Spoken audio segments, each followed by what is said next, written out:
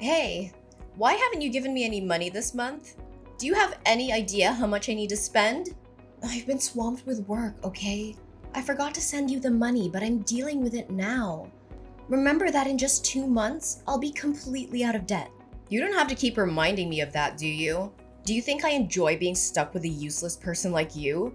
You're beyond ungrateful.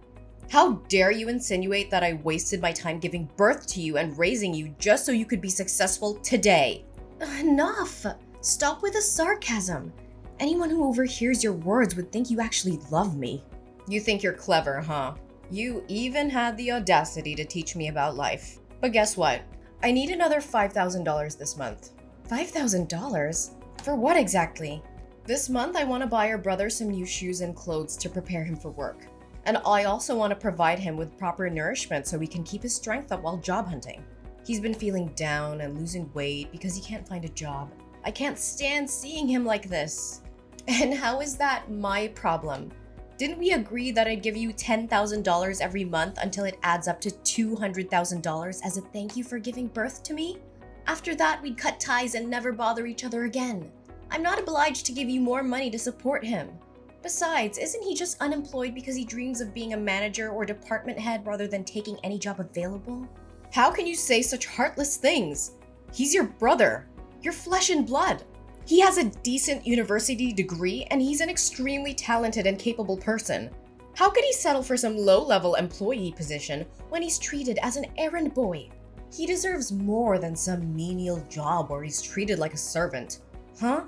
Don't think that your little amount of money gives you the right to say whatever you want about my son. Whatever you want, but I won't give you any extra money. Oh, hold on. I've thought about it again. $200,000 is probably not enough to compensate for my love, effort, and sacrifices in raising you. Moreover, my son is about to get married. If he doesn't have a car or a house, society will look down on him. So before you cut ties with us, you better buy your brother an expensive car and a fancy house. Otherwise, don't even think about escaping from me. What? That was never part of our agreement, and you know it. Well, I've been thinking. Aren't you the manager of a prestigious company? With your high salary, it shouldn't be a problem at all. Just a few more years and you'll be able to fulfill this obligation, won't you? That's not the point. You clearly understand that I have no responsibility or obligation to cater to your son's life. If it weren't for my father's dying wish, instructing me to take care of you and your brother until he can stand on his own, I would have cut ties with you a long time ago, Kimberly. You're such a heartless monster of a child. How could you prioritize the words of a dead man over mine? The one who raised you. Because he treated me fairly, unlike you. So what about your poor dead father? Leaving me to work tirelessly to provide for you and your brother. And now you treat me like a burden. Kim, don't you feel any shame when you claim to have taken care of me? Have you ever treated me to a decent meal or shown me the love a mother should? No, you treated me like a servant. Don't forget how cruelly you treated me. Ugh, why bring up the past? I did what I did to toughen you up, to teach you how to survive in this world. It was all for your own good. Haven't you always listened to your father? Then obey his wish.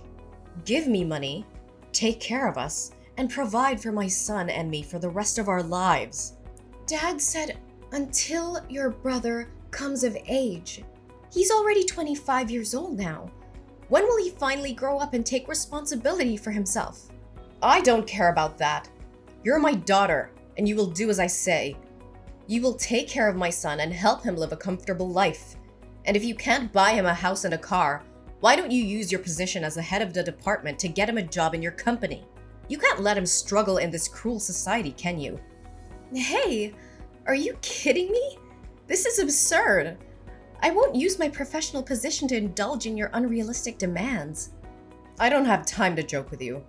You have such a prestigious position, yet you can't even secure a job for your own brother? You're completely useless. This is not how it works. This is a professional environment, not a favor bank. Besides, your son lacks the qualifications and work experience necessary for the position. The recruitment process is rigorous, and I can't just hand him a job. But he's exhausted from his job search. He's constantly rejected by reputable companies, forced to work in lowly positions, and treated like dirt. I won't let my beloved son suffer.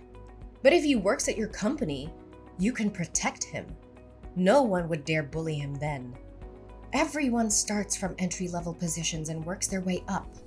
He needs to learn the value of hard work and perseverance. Being overprotective won't do him any good. Huh! So now you're trying to portray yourself as mature and independent, huh? Treating this family like strangers, as if we're not connected by blood. What a waste of my love and all the hardships I endured to give birth to you and raise you all these years. But my dear daughter, I won't blame you for not loving me. I understand. It's all my fault. When your younger brother was born sick, almost on the brink of death, I simply thought you were a strong and understanding child, capable of taking care of yourself. Therefore, I focused on loving and pampering your brother more. But I never imagined it would make you hate me so much. It must be all my fault. All right, stop dwelling on that old story. Fine, this will be the last time I help him. Promise me that if you make any more demands, you'll repay me the full $200,000 and disappear from my life. All right, my dear girl. But remember, make sure to get your brother a good, respectable job. My precious son is not meant to be a mere errand boy or an ordinary employee somewhere. I can't make that decision alone. I will reach out to HR and arrange an interview for him with me and my boss. If he passes the interview, he will be assigned a suitable position based on his abilities. That's the best I can do. That's acceptable. As long as you're there to protect him, no one will dare to bully him. Make sure to tell him not to reveal our sibling relationship at work. I don't want others to make assumptions. I'm sure you also don't want your son to be labeled as incompetent and useless, relying on his sister to secure him a job, right? Fine, don't worry about it. Oh, I'm thrilled to hear that my son is finally going to have a job. I need to make preparations for him.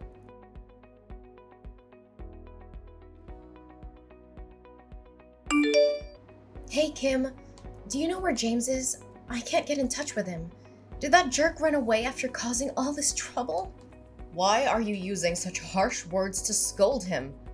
Can't you see how scared he must be? He didn't want things to turn out like this. He did it for the sake of our family.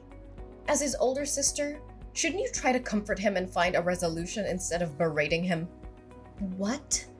So you already know what happened and yet you're still defending him? James might have to go to jail and pay double the contract value, which amounts to $1 million. And I could also be held accountable and face an investigation. Why would anyone want that? It's just a stroke of bad luck. Besides, it's not as catastrophic as you're making it out to be. You just need to compensate the company for the contract, and everything will be fine. Do you think it's that simple? James colluded with the construction material suppliers, replacing the materials my company purchased with cheaper, lower quality ones and pocketing the price difference. He was in charge of procuring materials for this construction project. If it weren't for a surprise inspection conducted by the corporation today, it would have been difficult to uncover his deceit because he always knew my inspection schedule and could easily prepare in advance. Do you realize that building a structure with substandard materials can lead to serious incidents and damage my company's reputation like this? He didn't do it on purpose, did he? He was lured into this by the sales side. Unfortunately, he got caught. You know he lacks experience in work and life, so it's understandable that he made a small mistake. Just a small mistake? The company has already involved lawyers and the police. Can you still defend him? Do you realize that this could result in up to 10 years of imprisonment? The police are already investigating, and James won't be able to escape the consequences. He directly signed the receipt for the fraudulent goods, and the supplier admitted to the fraud as well. Not only will he have to go to jail, but I'll also have to take responsibility for this mess. Tell me where he is. He needs to face the consequences of his actions. Enough! It has come to this point, and you have to find a solution instead of placing all the blame on your brother like that. What other solution do you propose? The only way now is for James to turn himself in and accept the consequences of his actions. But remember, this is his responsibility, and I won't beg for him. Ariana, my dear daughter, I know you love your brother and me.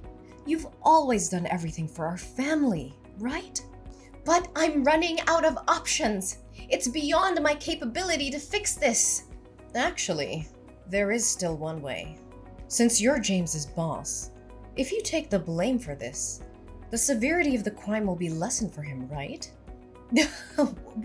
What are you suggesting? I mean, if you collude with the seller, steal money for materials, and then manipulate the orders to make James unknowingly become an accomplice, your crime will be seen as less serious. I think your sentence could be reduced by half. So you would only have to go to jail for 5 years, and my son would only need to pay a fine. What? Are you asking me to plead guilty for James and go to jail on his behalf? Exactly. He's your brother, and it's only natural for you to help him. Besides, what's the harm? What's the harm? My goodness. My only mistake was placing my trust in the wrong place. I never thought that no matter how flawed you both are, you would dare to engage in illegal activities or harm the company. I was foolish to believe that James could change for the better. Don't blame my son and speak of him as if he's useless and incompetent. Everything is your fault. In terms of work, you haven't been strict enough in managing your subordinates, allowing such exchanges of materials to happen.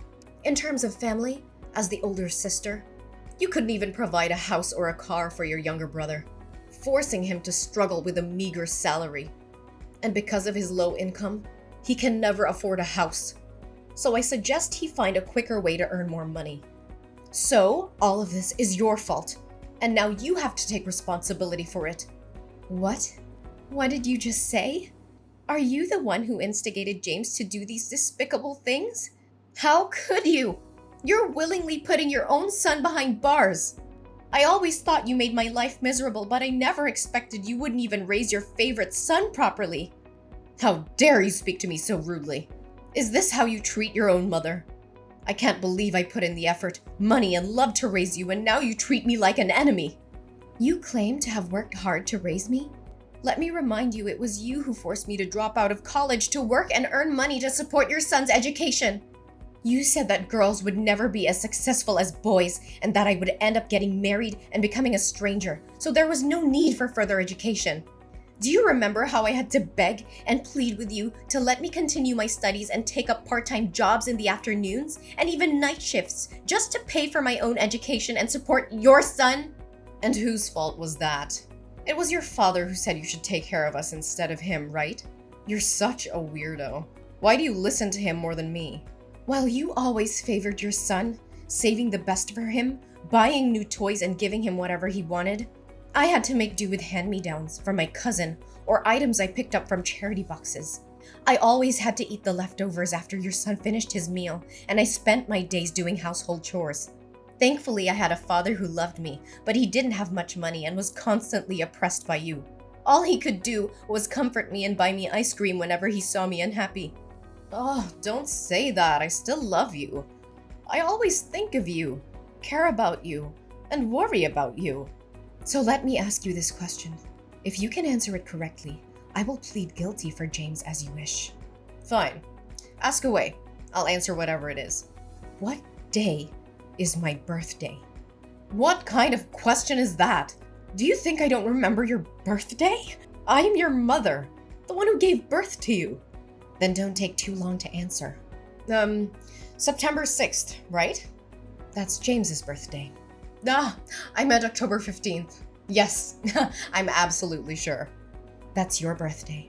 Oh, well, then it must be... Stop it! I know you don't remember anything about me. It doesn't matter. I've made up my mind. You have to plead guilty for James. You're just a girl. You'll get married and become a stranger to me, and even if you go to jail, it won't matter. But James is different. He's a boy, and he will be the one to take care of me when I'm old. He needs a bright future, a successful career, and a clean record. He can't go to prison. You can stop with your nonsense now. Do you remember our deal? What deal are you talking about? If you ask me to do anything more than finding James a job, then all previous agreements, including the $200,000, will have to be returned to me, and we will cut ties immediately. Furthermore, you and James will have to move out of my house. So what? What are you gonna do, huh? I have no money to repay you, and I won't leave this house. You have no right to kick me out. I will make a scene and show everyone what an ungrateful, disobedient daughter you are. Oh, I haven't revealed everything yet. Of course I won't demand the money back because both you and James will have to earn another $1 million to compensate my company. And as for leaving the house, I won't be the one to ask you to leave. I'll leave it to the police. You can sit there and wait comfortably because the police will come to pick you up. What? Why are the police involved in this? Do you remember when you accidentally confessed that you instigated James to steal money from my company? Well, coincidentally, the police entered my room at that moment to request cooperation in their investigation, and I conveniently let them read the entire conversation. So, Kimberly, what am I supposed to do now? I can't plead guilty for your son whether you like it or not. But here's some good news for you. You'll be able to accompany James in jail and not have to worry about accommodation and food for the next, let's say at least 5 years. How dare you betray your own mother? Ariana, you can't do this to me. But we already cut ties. No, it's much deeper than that, Kimberly. From this moment forward, I declare that you are no longer my mother. I refuse to be associated with someone who is willing to sacrifice ethics, integrity, and the well-being of others for personal gain. Our DNA may be the same, but our values and principles couldn't be more different. How can you say such things? We're family, Ariana.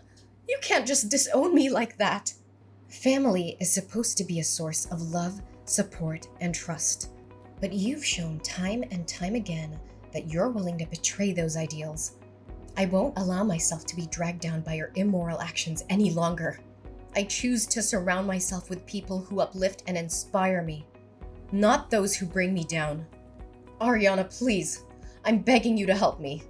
I know I've made terrible mistakes, but I genuinely love you more than anyone, even more than James. You're my daughter, and my heart aches at the thought of losing you. Begging for help now, Kimberly? After all that's happened? It's quite ironic that you claim to love me more than James. Your words hold no weight when your actions have shown a different story. Ariana, please, I'm begging you to listen. I know I've made mistakes, but deep down, my love for you has always been greater than anything. Please, Ariana, I'm on my knees begging you. Don't turn your back on me. You're my daughter, my flesh and blood. Kimberly, love is not a bargaining chip or a means to escape the consequences of your actions. I need to prioritize my own well-being and the well-being of others. I'm sorry, but I can't be the one to save you from this. It's time for me to move forward without you.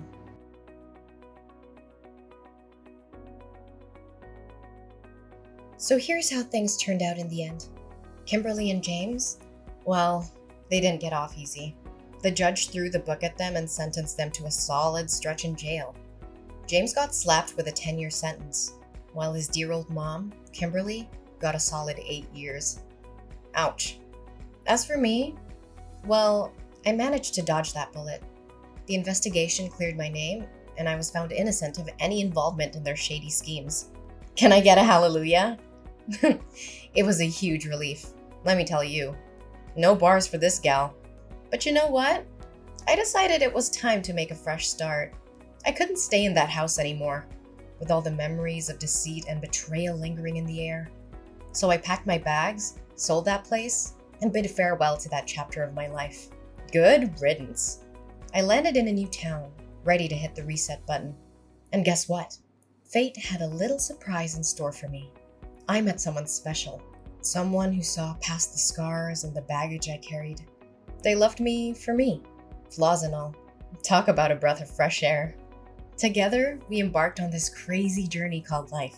We laughed, we cried, and we built something beautiful.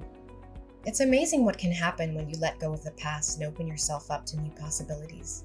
Love found its way into my heart, and I couldn't be happier. So here I am, sipping my coffee and reflecting on how life can throw curveballs at you. But hey, I made it through. I'm stronger, wiser, and surrounded by love. The darkness may have tried to bring me down, but I emerged victorious, ready to embrace the future with open arms. Here's to new beginnings and writing our own happy endings. Cheers!